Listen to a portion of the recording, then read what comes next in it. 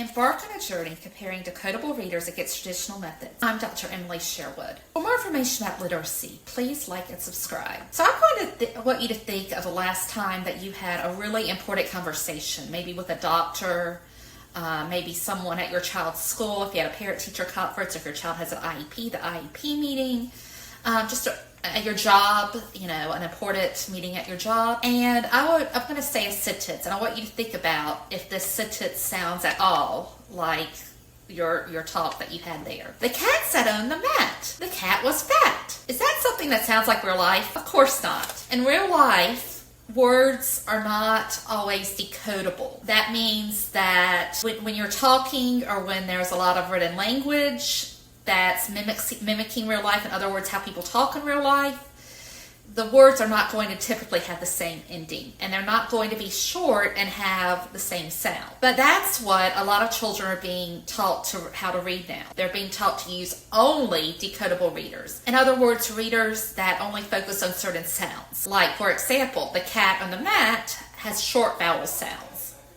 And every word, or almost every word, except for maybe some little words in between, are going to have that same sound, and probably the same endings also.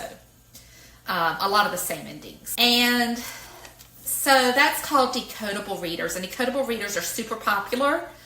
And they're really popular right now with what's called the science of reading. So this is, if you've heard of, a lot of states are doing the science of reading now. There's this idea that children have to read in order. So for example, when children start to read, they should only be exposed to a certain sound and then go to the next sound and then go to the next sound. So for example, children should only be exposed to A. This is in its most extreme form. Not everyone's doing it this way. But in some of the groups I'm in some of the conversations I've had with teachers, they tell me that this is the way that they are teaching children to read. That everything is very decodable, and there's this idea that you should not have any word that you cannot sound out when children are learning to read, particularly in the lower grades, like kindergarten to the beginning of second grade. And this just isn't what life is about. There is a place for decodable readers, and I think they're super helpful, especially when children are beginning to read in those first sounds. Oftentimes, the first things that children can read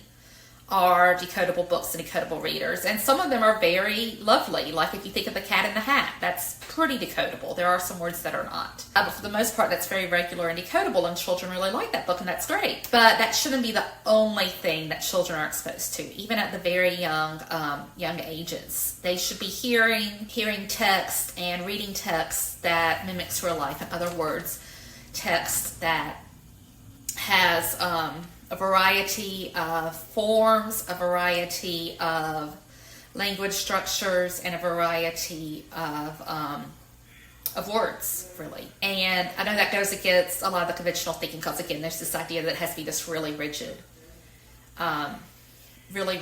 format. But the research actually shows that decodable texts are helpful in some format. They need other text also. You can't just use decodable readers and expect children to begin to read well and to like reading, because then you get down the road, you get to the first, second grade, and your child has never been exposed to something that's not decodable, which again, authentic texts are not decodable.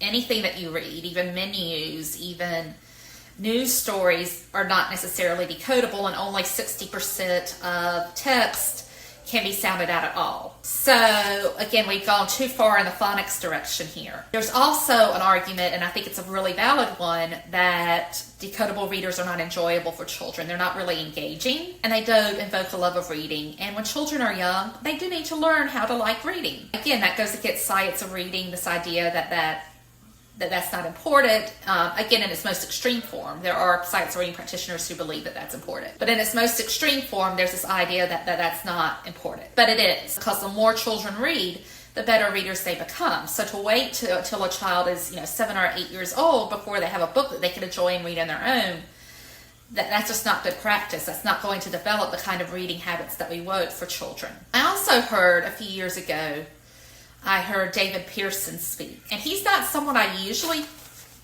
talk about because I don't have a super. He's not one of my heroes in the field of literacy. He's not a literacy person at all. So if you don't know who I'm talking about, David Pearson was one of the Common Core founders, and he's not a career educator. But then again, there are lots of people who are involved with education who don't know much about education. Look at our Secretary of Education if you're in the United States. She has never been in a classroom. And so David Pearson was one of the people who was in charge of writing the Common Core and promoting that. And he did have some good points, even though he wasn't, I don't really think he had a lot of scientific backing for what he said. But he did have some really good points, and they were based more on practical living. And one of the things he said was, no one ever reads anything in a decodable reader, a leveled reader, that has a profound influence on them. And that's kind of true, because if you only have decodable text, you only have text that has certain sounds, it's just going to be very dry. There's only so many words that you can come up with that have the A sound only, the short A sound. Because in life, we use words that have all kinds of sounds. And so you're going to be scrambling to find